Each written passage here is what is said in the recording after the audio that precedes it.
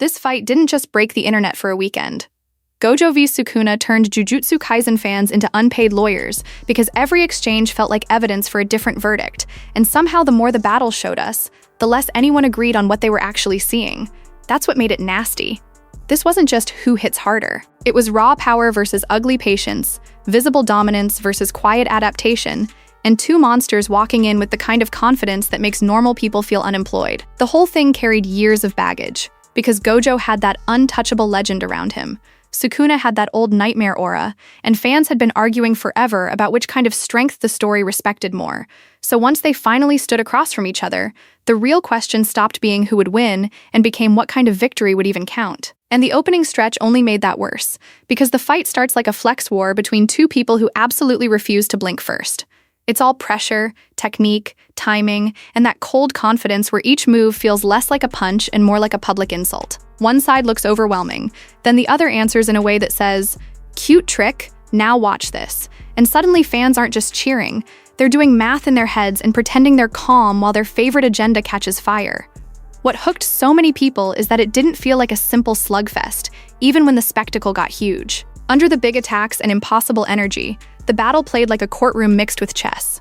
Every move had a counter, every advantage looked temporary, and the domain logic hanging over the whole thing made people watch like they were trying to survive a final exam they never signed up for. You'd get a moment that looked decisive, the kind that makes one side post victory edits way too early, and then the fight would twist just enough to remind everybody that in Jujutsu Kaisen, confidence and control are not the same thing, which is exactly where the fan split started getting personal.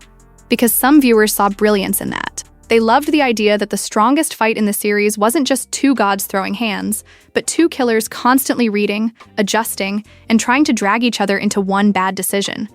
To them, the battle got better every time it refused the obvious route, every time it said spectacle alone isn't enough and being loud is not the same as being right. If that's your side of the argument, hit like, because this fight really did reward the viewers who enjoy watching a genius plan get stress-tested in real time, but that same strength also created the next problem.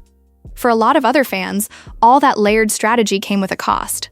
The more the fight leaned into counters, adaptation, and hidden answers inside hidden answers, the more some people felt the emotional payoff kept sliding out of reach.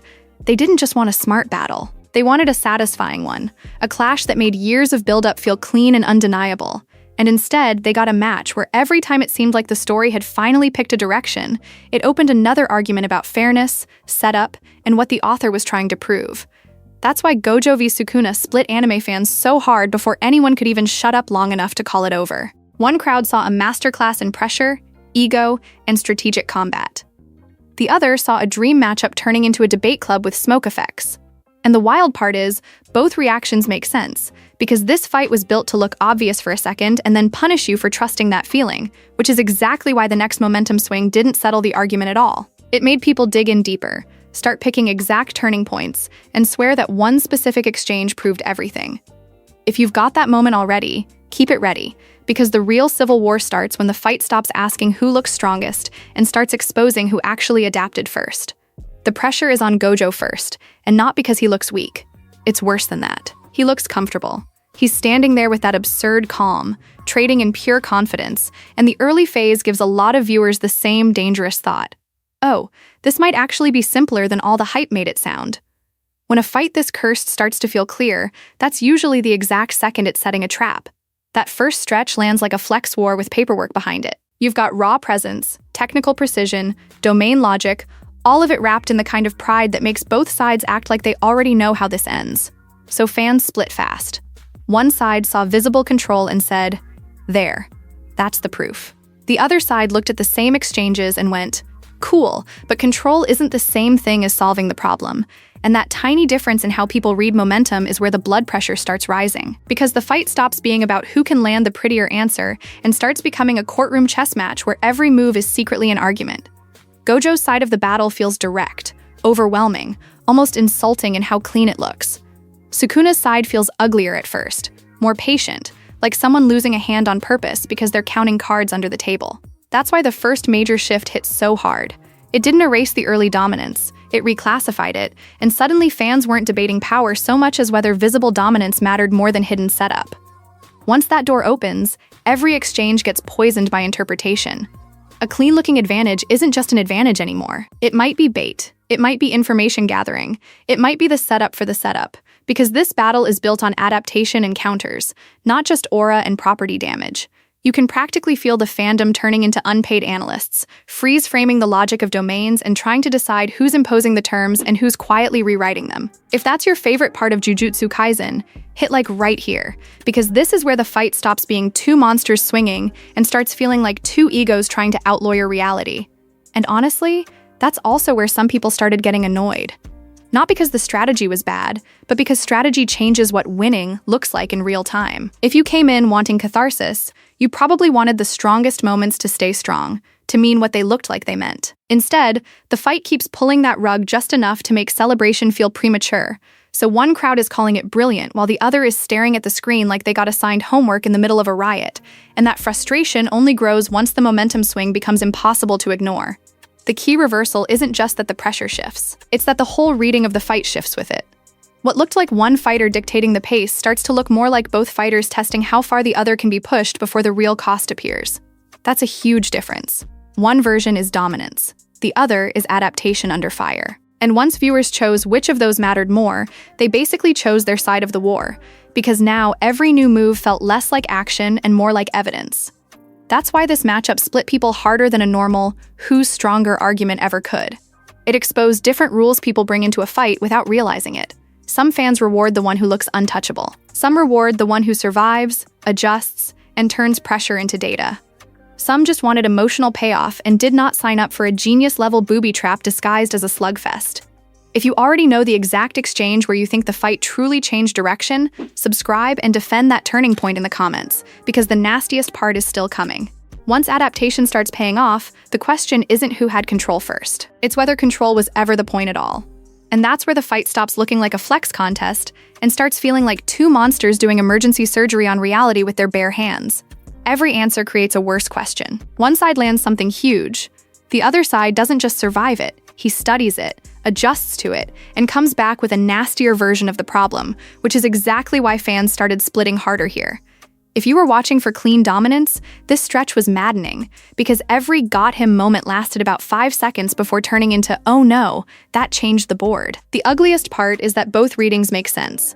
On one hand, you can point to those stretches where Gojo looks like the guy in control, standing there with that absurd confidence, forcing the pace, making impossible techniques look almost casual, like he's irritated that the laws of combat are wasting his time.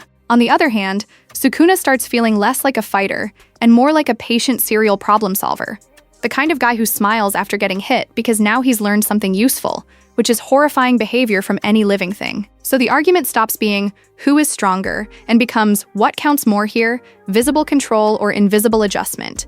And that question gets a lot nastier once the fight reaches the point where adaptation starts cashing in. Because once that strategic buildup pays off, every earlier exchange gets reinterpreted in real time. The same scene one fan called proof of superiority suddenly looks, to somebody else, like a setup, bait, or delayed consequence finally blooming at the worst possible moment. That's why this fight became courtroom anime. Nobody is just reacting anymore. Everybody is presenting evidence, replaying panels in their head, cross-examining intent, acting like they've been spiritually appointed to defend one philosophy of combat. If that was the exact stretch where you felt your blood pressure rise, hit like, because this is where Jujutsu Kaisen stopped being a battle for a lot of people and turned into a trial over what earning it even means, and then the fight drops the one sequence that blew that argument wide open. This is the breaking point, and not just because the score changes. It's because the meaning changes. A battle that looked, at moments, like a showcase of unmatched force suddenly reads like a punishment for assuming force was the whole story, and fans split hard over that turn because it hit 3 nerves at once: shock, fairness, and payoff. Some people saw brutal inevitability, the kind of twist that feels terrible specifically because the logic was there and nobody wanted to accept where it pointed. Other people saw the emotional rug yanked out from under them after all that buildup, like they were promised a mountaintop clash and got handed a legal technicality wrapped in blood and smoke, which is a very anime way to ruin someone's week. And once that decisive turn lands, nobody's watching calmly anymore. The people who loved it call it a ruthless chess match, finally revealing what it was always about. Not who looked cooler in the middle, but who could keep turning pressure into advantage when the fight stopped being pretty. The people who hated it don't just dislike the result, they dislike what the result seems to say. That spectacle can be bait. confidence can be punished, and emotional payoff might get kneecapped by cold strategy if that's where the story wants to go. Same fight, same pages, same wreckage on the ground, and somehow two completely different experiences come out of it, which is why the fallout hit harder than the action. So when people say this fight split anime fans, that's what they mean. Not just that it was big, or loud, or controversial, but that every major swing forced viewers to reveal what they actually believe a great fight should do. Should it satisfy you, surprise you, crush you, outsmart you, or all of that at once while you sit there staring at the screen like your soul just got audited? That's why the argument still lives, and honestly, that's probably the fight's real victory. So now I want the one moment where you think the battle truly changed direction. Drop it in the comments and defend it, because whether you ride with visible dominance or quiet adaptation, this fight didn't just pick a winner. It exposed the fans too.